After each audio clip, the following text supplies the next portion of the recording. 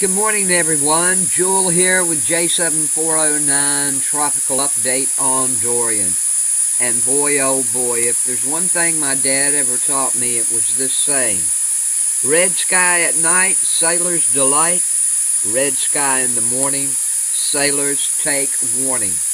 And red sky is what we have along the Outer Banks this morning.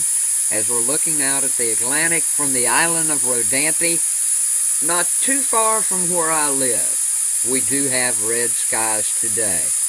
Now, if you're into the weather like all the rest of us, please click subscribe, click the bell, make sure you get all the latest in weather news, forecast, watches, warnings, and tropical weather as it develops. I would appreciate it so very, very much.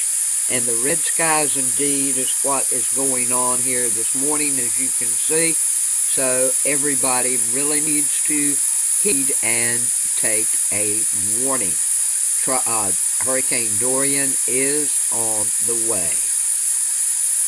I'm going to do this the best I can. My cat is in my lap. She knows something's not right, so she's hanging tight, little Hannah. Everybody asks about her in the comments sometimes. Hannah's okay.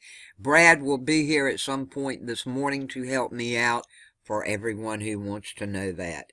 Before we get right into Dorian, my oh my oh my. Now we have Fernan over here, 50 mile per hour winds. The pressure right now is 1,000 millibars. It's moving west at 6 miles per hour, and it's looking like it's really not a threat to southern Florida. It's going into Mexico, but Florida, listen to me, I got Dorian on the brain. Southern Texas, folks, but it does look like southern Texas. You're going to get rain from this, so be aware of that. Then we have disturbance number 1. It's got a 50-50 chance now through 5 days. Still a trough of low pressure just east of Bermuda. People there, there is some development of it possible as a tropical depression, and that could happen during the next couple of days as it's moving northeastward away from Bermuda. That's a good thing for you guys on the island there.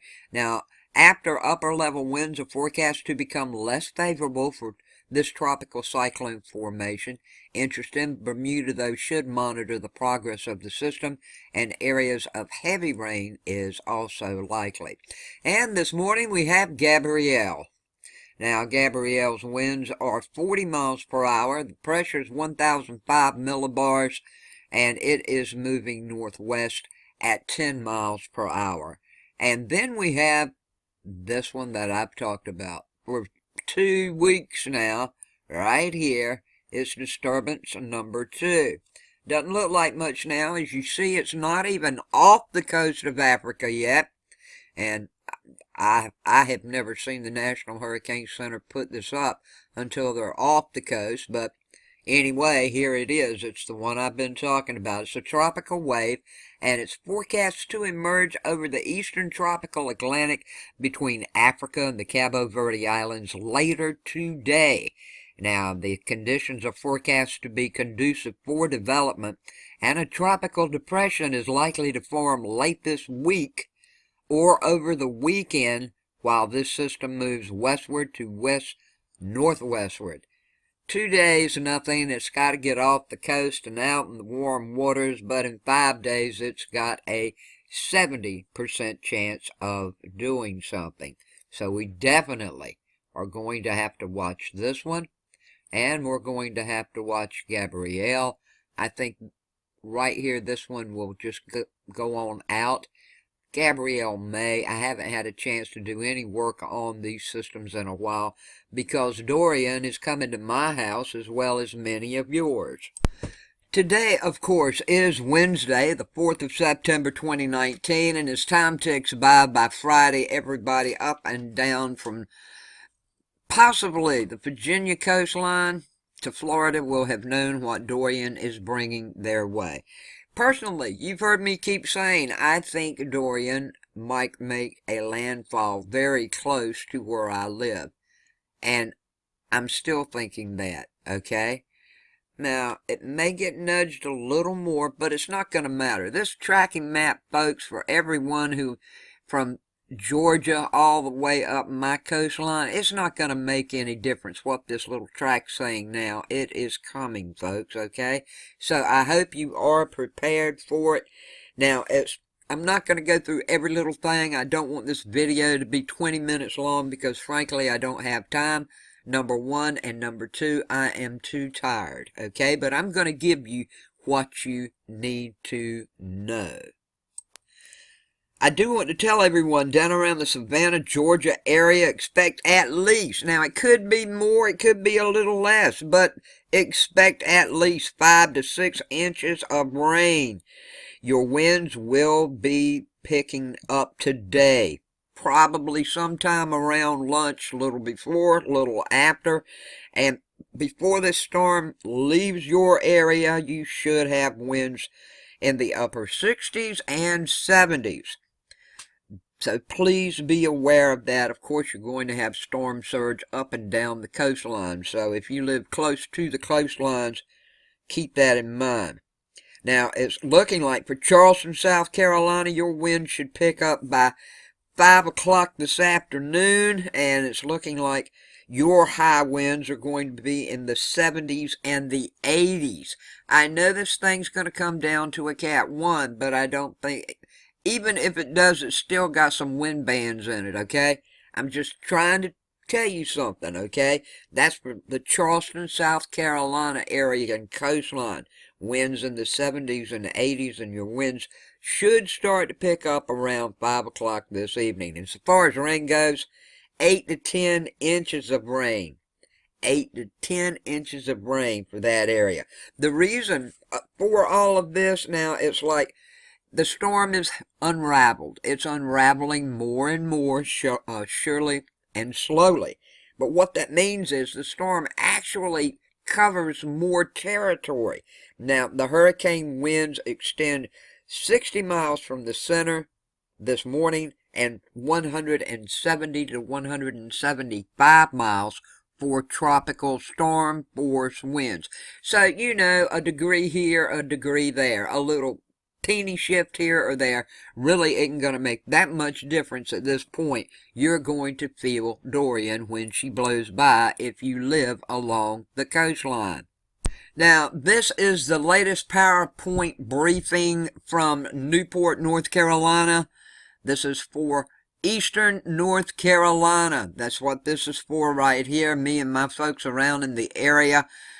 It's looking like now everything you see up here is going to happen Thursday through Friday. That includes storm surge, flooding rain, wind, tornadoes, and of course very dangerous to extreme marine conditions. The water is going to be howling, folks, okay? And that includes all the coastal and near shore waters too. That's through Saturday. Now, it's looking like everything else, this is Eastern North Carolina. All of this is going to happen tomorrow through Friday. And as you can see, it looks like the confidence has changed since last night of what's going to happen around Eastern North Carolina. It's growing, folks, and I'm telling you, that's why I think it is a very good possibility. It could make a landfall around the Outer Banks, but maybe a little more inland. I hope I am wrong. The surge level, high. Rainfall and flooding, high. The winds have gone up, high. We do have a low chance of tornadoes. However, they are possible. We can't let our guard down about tornadoes. Now, of course, storm surge. That's a big deal, people. Trust me. Ever since I went through Florence, I'll never forget it. Now, the storm surge watch is what mostly we're under at this time. I can guarantee you this is going to change to a warning coming up later today or early evening. The storm surge watch is in effect from Edenton, Duck, Nags Head, Columbia, going all the way down the chain of the Outer Banks to Morehead City and then over to Sneed's Ferry, Washington, Belhaven, Swan Quarter. I mean, you know, up around in these areas right here, up around Plymouth, up around Williamston, everybody, you need to be aware. We have one little bit of red down here that is a storm surge warning already in effect. Now, you need to keep this up because large waves, please keep it in mind, is going to happen. The large waves will enhance the storm surge in most of these areas, so we need to be aware. Here is the storm surge threat right here. You see the orange, you see the red. Everybody knows what everything means, but just in case you don't, I will tell you. Everybody who is orange, 6 to 7 feet above ground, down red, when it's red from Jacksonville, North Topsail Beach to Morehead City, that's red. That is greater than 9 feet above ground. Now, this is all going to change in time also. So everybody, if you're orange, and if you're red or you're orange, you please need to go ahead and prepare and make yourself aware of storm surge. And the best thing I can tell you to help yourself with storm surge is to rest up, be awake when storm surge comes in. If it starts to get into your house, you know what to do. That's what happened with me in Florence last year. The rain, the flooding rain. As you can see, this has moved a little further to the left this morning as to what it was last evening. Now, I'm in the very high now. I was in the moderate last night. This is like, some places could see 15 inches of rain out of this storm. I'm hoping we don't get that anywhere in the red, but I have a feeling, especially down around Jacksonville, Morehead City, maybe even New Bern, maybe even up where I'm at, and you can see it goes right on to the Outer Banks. You're going to get a lot of rain. Now, where it's over in the moderate area, you guys are still going to get 4 maybe to 6 inches of rain. So just keep that in mind. We're going to have flooding rain along with the storm surge, and we're going to have some high winds. Now, you can see locally higher amounts is up to 15 inches. It's possible in a lot of these areas. And yes, the rainfall amount has been increased farther inland as we go. And the river flood threat, we really need to keep our eyes on it, especially for the Neuse and the Pamlico rivers, where you can see we're going to be getting 8 to 10 inches of rain around these rivers. This is something very, very important we really need to pay attention to for the Neuse and the Pamlico River. 8 to 10 inches around here from Topsail Beach, Jacksonville, Emerald Isle. I have a feeling you guys, who knows, you might even get a little more. We'll have to wait and see. 8 to 10 in Morehead City, Swan Quarter, Englehart, Stumpy Point. You can see over on the Outer Banks at Ocracoke, which isn't far from this area, that's 8 to 10. But then it has shifted a little more to the left. Now, I know a lot of people are screaming, well, the models say it's going to the right. Well, I'm just showing you what it's looking like, and this isn't my sayings.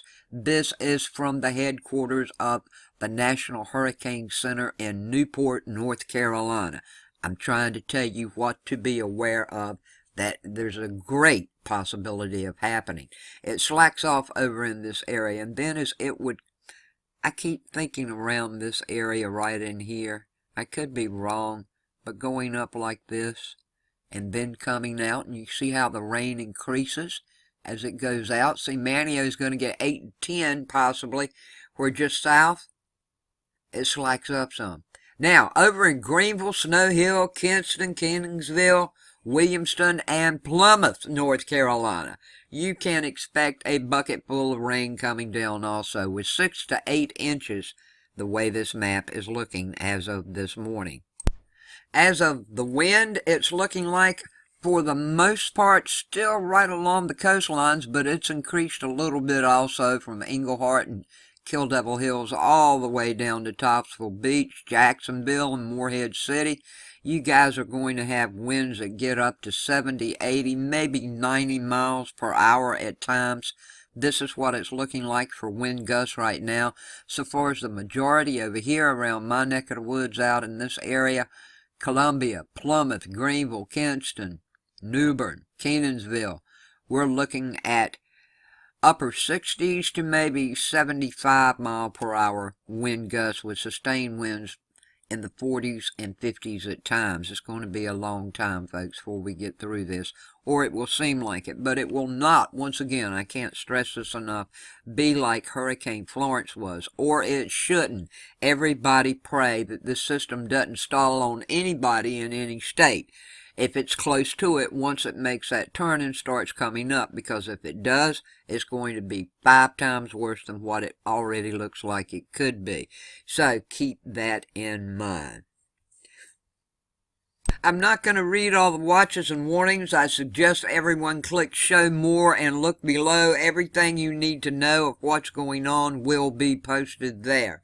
Once again, the winds this morning in Doria are 105 miles per hour.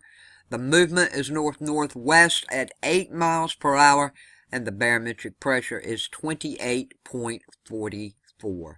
Everybody stay safe. If you're not ready, if you have time, get ready. The time is running out. I'm just telling you. Everybody, please stay safe. I love you, and I thank each and every one of you for everything you do for me so much. Thank you. I'm going to be contacting Michelle W. in just a little bit here, and if you want to keep up with what's going on with me, if you can't get up with me personally, try to go over to her YouTube channel. I'm sure she will keep you up to date on me. I love you guys. Peace, love, and kindness to all. Please share this information.